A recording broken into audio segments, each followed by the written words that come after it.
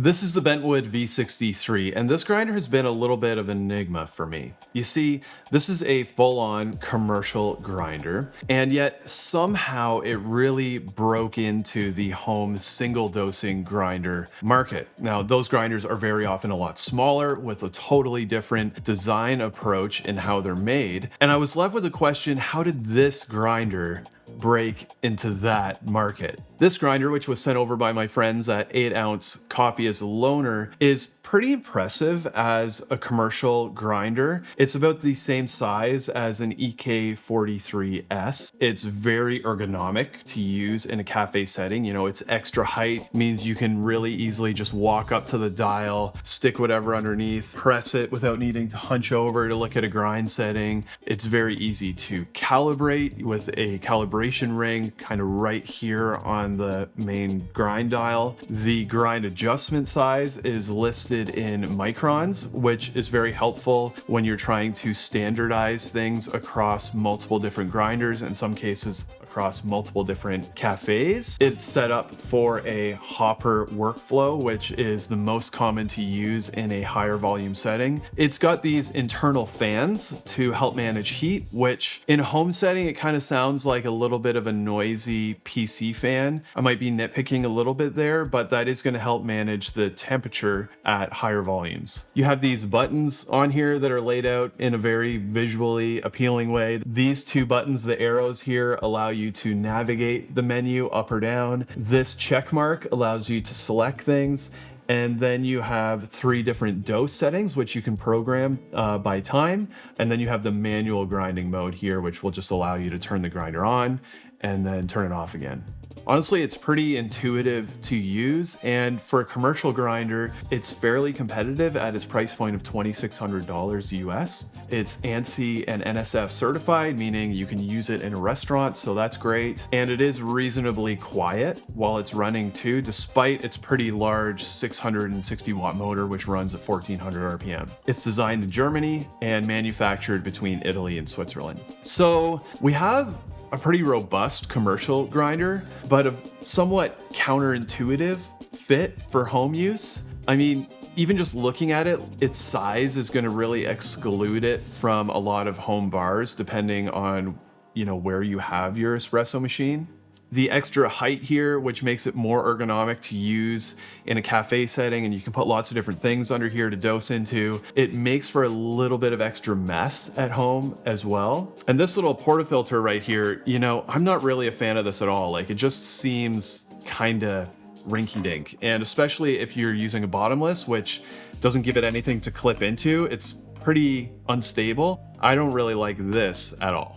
Also, there's no real stock way to set it up for single dosing aside from just taking the hopper off, which doesn't really seem like the most elegant solution. Also, if you're a home user and you're gonna single dose with this, odds are you're probably just gonna use the manual on-off button. So you have all these extra features that you probably won't use on a regular basis, and honestly probably drive up the cost of the grinder overall a little bit. It's not terribly loud while it's running, and it's low retention, but it's certainly not zero retention. So we'll talk a little bit more about that in just a minute.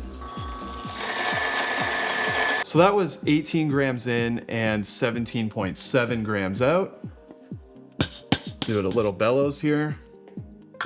And it's about the same. So 0.8. So about 2.2 grams has disappeared somewhere in there. Well, we'll talk more about retention in just a second. Now, it is easier to clean than a lot of commercial grinders, but also a lot more difficult to clean than a lot of home single dosing grinders. Also, you can see where they're realizing some cost savings on some of the finishes. You know, things like this wooden base plate, it's just a simple veneer, obviously cut out of a much larger board. You can see these little nibs here around the inside that are left over from the plastic molding process. The stickers on the hopper are a little cheesy. And on the back, you know, this plate, it's got a little bit of flex.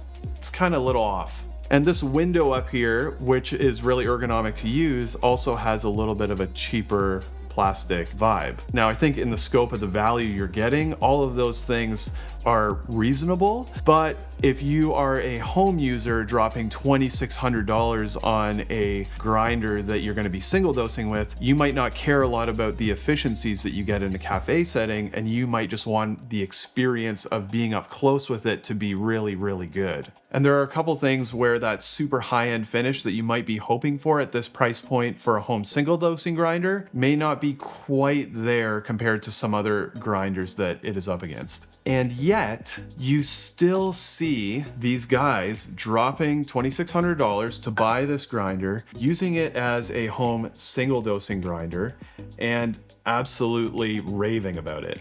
And there are a few reasons why that is. The V63 uses, you guessed it, 63 millimeter burrs, which is a non-standard size. So if you want to experience the Bentwood taste, you have to buy a Bentwood. It also means that if you want to experience another taste of another standard 64 millimeter burr, you're not going to be able to drop them into this grinder. Now the burrs in here are blind burrs, which mean the screw holes have been moved around from the front of the burr face to the back. This is a much better design in my opinion. It opens up a lot more proper cutting area on the surface of the burr and makes for a better overall grind consistency. And that's something that you're still not seeing mainstream across the board in grinder world. So that's a big plus too. Let's pull this shot and see how it tastes.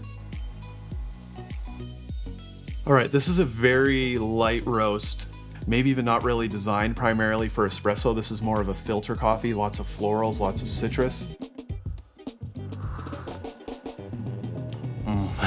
And that is like candy. This is what people really rave about the Bentwood, is the taste of the coffee that you get out of it. These burrs give you like, it's a super balanced and even tasting shot, which sometimes when you hear that, you think, oh, it's sacrificing all that clarity that you would normally hope for. And it's not really how these shots taste. That acidity is still there, fully present, but like beautifully framed in this very sweet, very velvety character.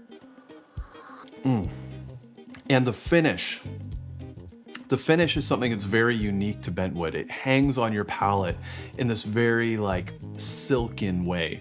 I will say it's a lot more difficult to pull a really bad shot on this grinder than it is on other grinders. So it will still give you really good shots, but it also like elevates your bad shots. So you're gonna get better consistency across the board when you're making espresso. Now, there are very few grinders where I am genuinely happy with the combination of the grinder and the burr set on both espresso and filter. Generally, they kind of tend to do one really well and the other mediocre, or vice versa. The V63 is a grinder where I genuinely enjoy the coffee on both filter and espresso. On filter, you get that same rich, velvety mouthfeel, but again, rather than sacrificing that definition in the acidity, it takes it and kind of just sets it on this nice velvet pillow with a beautiful finish in your cup. It really is a unique experience across espresso and filter, and that's what sucks people in with these things.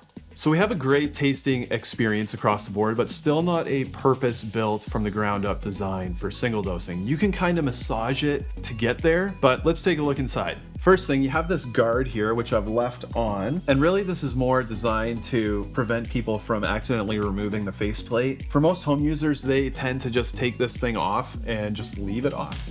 Once you have that off, you just rotate the screen and pull it out, and then you have this little wiring harness here that you've got to take out. Now, I don't know if you can see this, but there are all kinds of coffee grounds in here.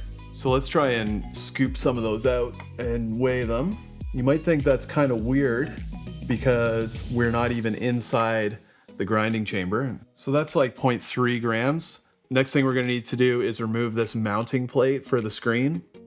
And once you do that, you can see there is a big hole right here where the Prebreaker kind of comes out. We'll look at that in a minute. But what can happen is when you're using bellows to try and work out all that retention, it can blow stuff out of here and it will collect in here. The best solution that I've seen for that is people will put like a sticker on here. And I've kind of not done that just to show you what happens when you don't. We're gonna unscrew this grind dial here and you can see once you get it off, there is this little ball bearing ring in here.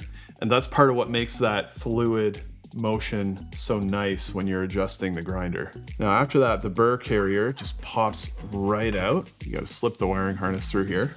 And once you get this in here, you can see these are huge metal components. You can also see the blind burrs, so no screw holes on them. The screws are all in the back. Now, Bentwoods are generally regarded as very well aligned grinders. And when I got this one, it wasn't perfect, but it was pretty darn good. I did a wipe test using a marker on it when I first got it and made a slight adjustment. Before I made the adjustment, it was about 40 microns between burr chirp and burr lock, if you're an alignment person. And once I had done the alignment, it was within 15 microns between chirp and lock. Now, what I will say is that despite that, there wasn't any appreciable difference in the shot quality before or after the alignment. So that was fantastic. And it hasn't budged since then, which was a while ago now. And this screw auger type thing in here is functioning as a pre-breaker. When it's spinning around in this chamber, it's kind of acting as a bit of a conveyor belt to get the beans back to the burrs at a very specific rate and breaking them up in advance of getting to the burrs so they get delivered at a better size. It really reduces what's called regrinding, which is kind of like a traffic jam of coffee grounds inside those burrs as they're spinning around. And it really allows for a higher particle size uniformity, which is a really good thing and something that a lot of grinders really struggle to get to. Let's put this back together.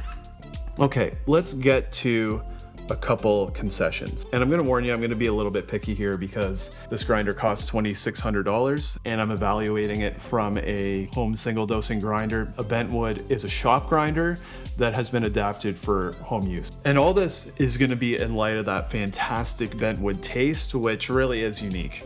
I did talk to several Bentwood owners and many of them don't use RDT to manage retention. That's like a little bit of spritz of water, which can reduce static inside a grinder as it's getting ground up. I tried it with and without.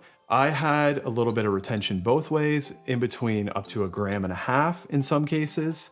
I will say I got the most consistent results when I was using RDT, but because that one seems to be a little bit divided, I'll just say your mileage may vary. I found if I used too much RDT, beans would get a lot more stuck inside the pre-breaking chamber. For me, I found one spray was kind of the sweet spot between consistency and managing retention. At first, I used a D64 bellows on here and I found it really didn't even just have the volume to push enough air through to get all of the grounds all the way through. So I ended up buying this bigger one, which I had seen, and I'll link to it in the description.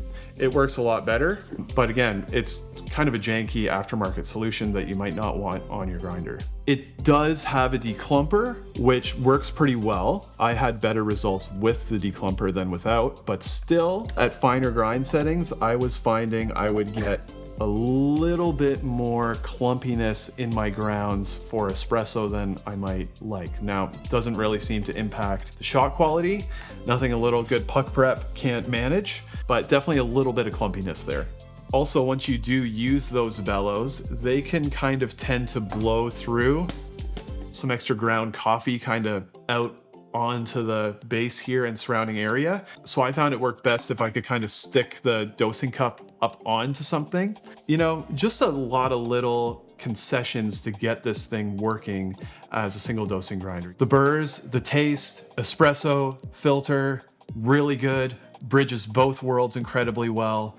It's fantastic, but you're not going to be able to swap in another set of burrs if you're not in love with the flavor, or you might be looking for something else. So if it all sounds great, unless you're willing to take a $2,600 risk, I'm going to suggest getting somewhere where you can actually taste the coffee out of a Bentwood for yourself. Odds are you're going to love it. Is it for you? That's going to be a spectrum thing. Now, I want to hear from you. What questions do you still have about the V63 that I didn't answer? If you have been considering one, I would love to know what are the other front runners for you, especially if I haven't reviewed them on my channel yet. Let me know in the comments. Please do subscribe if this video was helpful to you. I hope your next cup of coffee is fantastic. This one certainly is, and we'll see you next time.